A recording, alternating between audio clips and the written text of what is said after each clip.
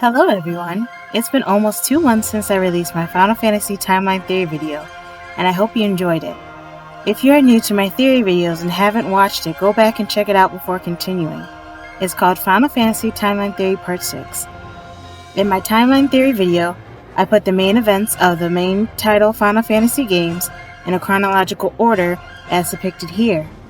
I started with Final Fantasy XI and ended with Final Fantasy XV and Final Fantasy VIII. Certain games take place in the Rift, while other games take place in World A. I do want to clarify that World B is made from memories of summoned warriors and is a dimension that is part of the Rift. In other words, the games I place in the Rift inside the red circles are in a different dimension or dimensions than World B of Final Fantasy Dissidia, but all are still separate from World A.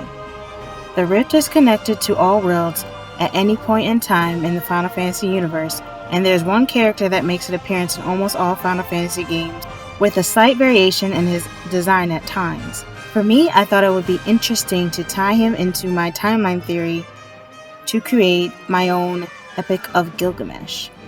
Gilgamesh is a non-playable character who was first introduced in Final Fantasy V as a villain alongside Exdeath, and yet he has been retroactively added to Final Fantasy I and IV, and has made many unforgettable introductions in all Final Fantasy games, except Final Fantasy VII and Final Fantasy X thereafter.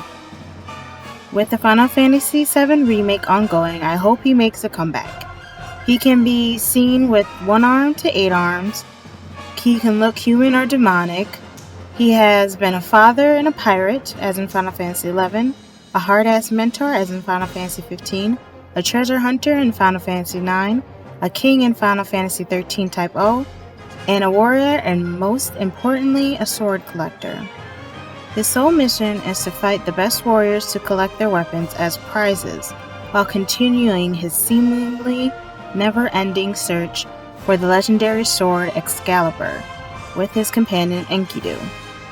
So now, sit back and relax while I take what we know about Gilgamesh and tie it to my timeline theory to create an epic tale. Prologue: The Birth of Gilgamesh. It all begins with the creation of the planet of Vana'diel within the Rift by the Mother Crystal. He was born in the city of Norg and rose to become its pirate leader. Adopting a girl, his daughter Lion helps protect the world with her father and other warriors. In time, the world would collapse, but the Mother Crystal preserved their souls. When the Mother Crystal split into a light and dark crystals during the creation of the new planet Erosea, Gilgamesh and Lion were rebirthed into demonic forms by the Dark Crystal Zodiac. Gilgamesh becomes a weapon collector and warrior alongside Lion, who is now called Enkidu. In time, they are separated. Lonely, starving, and broke, he changes his identity and becomes a bodyguard to a man in possession of a weapon of interest. He befriended a dog named Daigoro. Even with the return of Enkidu, his friendship with Daigoro was never lost. Their bond would live on and arise once again in the future on another planet in World A. Act 1. The classic 2-armed Gilgamesh of World A. Curious about these planets and rumors of a great holy sword, a gift from the goddess, the Excalibur, Gilgamesh splits his body to venture to World A while also remaining in the Rift, giving rise to a 2-armed formed in World A and a 6-armed formed in the Rift. He comes to possess many weapons and even special equipment called the Genji armor. With Enkidu, he battles warriors at the Dragon's Neck's Colosseum with the hopes that one would bring the Excalibur to him. In the Rift, on the planet Ivalice, Gilgamesh and Enkidu in a dog form, at this point his soul merged with Daigoro, continue to grow their sword collection. Some of these swords are prototypes for heroes of World A to come. At some point, this form would be sent to the Void to strengthen his World A counterpart. Gilgamesh continues to live on in the first planet of World A, still searching for Excalibur. Due to the creation of a menacing time loop at a pivotal point in the planet's history, Gilgamesh becomes separated from Enkidu, loses many of his weapons, and wanders alone. Thankfully, once it is broken, Gilgamesh begins a new life in a village full of warriors. Becoming the strongest warrior, he is gifted with the Genji armor. Reconnecting with the rift, he gains strength from his 6-armed form, which can be summoned from the void to create an 8-armed form. Reuniting with Enkidu, they partner with X-Death and challenge the warrior Bartz and his companions. In the end, he sacrifices himself to protect the planet, now called Planet R, from an even greater threat. He finds himself again in the void. Intermission. Gilgamesh vanishes as chaos ensues in World A. Gilgamesh and Enkidu remain in the void for some time. During this time, the events of Final Fantasy III, Final Fantasy II, Final Fantasy X, and Final Fantasy VII occur. Waves of dark and light clashing devastates Planet R as told in Final Fantasy III. Hordes of demons terrorize the people of the planet of Final Fantasy II. A gigantic monster called Sin paralyzes the people of Final Fantasy X Spira, and an extraterrestrial virus plagues the people of Final Fantasy VII's Gaia. His and Enkidu's spirit did arise in the Aeon or summon called Yojimbo and Daigoro in Final Fantasy X, and prototype weapons Gilgamesh once used were perfected for warriors Cloud, Squall, Titus, and Zidane. Gilgamesh is briefly summoned from the void to the true moon of Final Fantasy IV through the Creator's crystals during a great conflict. After returning to the void in time, the blue planet of Final Fantasy IV progressed to the planet of Gaia of Final Fantasy IX, and then onto Grand Post of Final Fantasy XIII. The planet Eos was created in the Rift, and Gaia of Final Fantasy VII would progress to Final Fantasy VIII's Gaia. Act 2. The Rebirth of Gilgamesh-ish. In Final Fantasy IX time, a much older Garland of Final Fantasy I remembers Gilgamesh from his time on Final Fantasy I's planet, also can be referred to as Planet R, and learns from his companions from Chaos, Enkidu and Lion. On Terra, he makes a genome of Gilgamesh with elements of Lion and a genome of Enkidu. They are placed on Gaia and search for treasure, but mostly the Excalibur. Should the sword be wielded by warriors of light, they will surely overpower warriors of darkness like himself.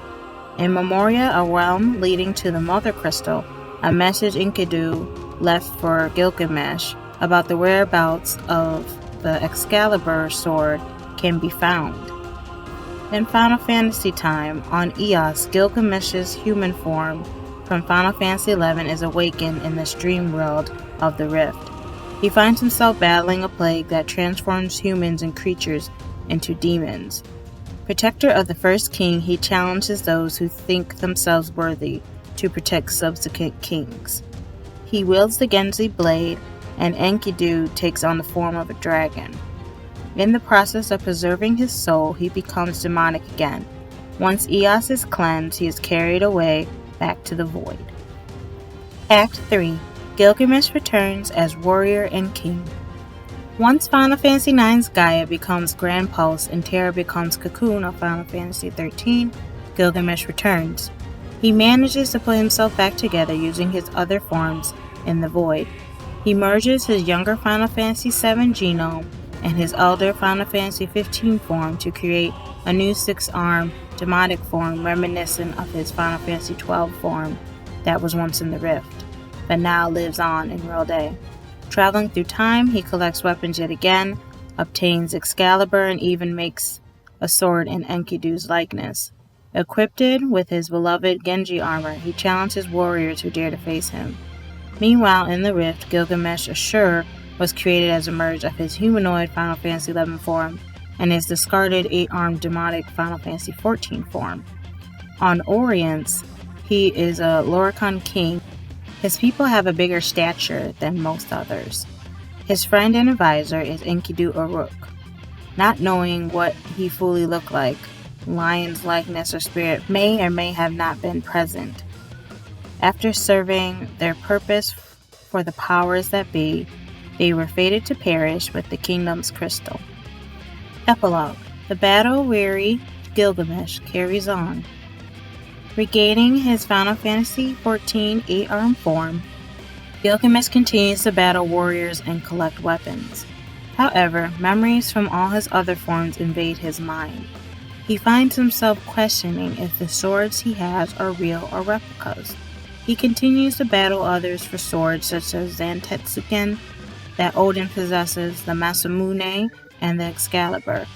During an epic fight with Ardyn, Gilgamesh lost 3 of his arms and wounded a 4th. With only 4 functioning arms on his left side, he continues to journey in the rift, traveling through time to find superior weapons, Enkidu, and the Genji armor. I hope Gilgamesh can one day see that his strength doesn't come from the swords he seeks, but his heart and companionship with Enkidu. Cheesy, I know. Will this epic continue on in Final Fantasy XVI? We have to wait and see. To wrap things up, let me give you a quick recap. So far, there are 5 major forms of Gilgamesh in the Final Fantasy universe. We have a 2-armed humanoid form as seen in Final Fantasy XI, 15, and Final Fantasy XIII Type O. A demonic form that has 6 or 8 arms as seen in Final Fantasy XIV, 12, 13, and 8. A demonic 2-armed form seen in Final Fantasy VI, 1, and 4, his original appearance in Final Fantasy V, and a humanoid 4-armed form in Final Fantasy IX. In the center, Gilgamesh of Final Fantasy XI was the original form. Following the blue arrows, you can see him as an older gentleman who was rebirthed in Final Fantasy XIII Type O in a younger form who had the ability to gain multiple arms. Following the pink arrows, he was rebirthed in Final Fantasy XV as an older gentleman form again. In Final Fantasy XI, his companion, or adopted daughter, Lion, would be rebirthed as Enkidu. In Final Fantasy XV, Gilgamesh would be a companion to the first Lucian king, with Enkidu as an ally in dragon form. In Final Fantasy XIII Type O, Gilgamesh would become a king himself, with Enkidu as a childhood best friend and advisor. But in the end, this form would perish and return to the void. In the top right area of this image, following the orange arrow, you can see Gilgamesh of Final Fantasy XIV was a demonic rebirth form from the Dark Crystal with multiple arms who decided to split his body in 2 to exist in both the Rift and World A. His main goals are to battle warriors and collect weapons as we see in Final Fantasy XIV, 12, and 13. He possesses models of iconic swords and seeks the legendary Holy Sword Excalibur. Chronologically, his last appearance is in Final Fantasy VIII, which is at the bottom left, in which a battle-weary Gilgamesh replaces Ardyn as a guardian force and attains his Zantetsuken. He searches for the dimensional interval, which I believe is the same thing as saying the interdimensional rift, having obtained 4 swords, the Zantetsuken, the Masamune, the Excalibur, and Excalibur. We do not see Enkidu in Final Fantasy XIII or Final Fantasy VIII, so maybe he is looking for him. Following the green arrows, Gilgamesh in World A appears in Final Fantasy VI, 1, 4, and of course 5. However, his form in Final Fantasy VI, 1, and 4 are different than his form in Final Fantasy V because he becomes a victim to the time loop established in Final Fantasy I, which I put the main events of this game after Final Fantasy VI and before Final Fantasy IV and V.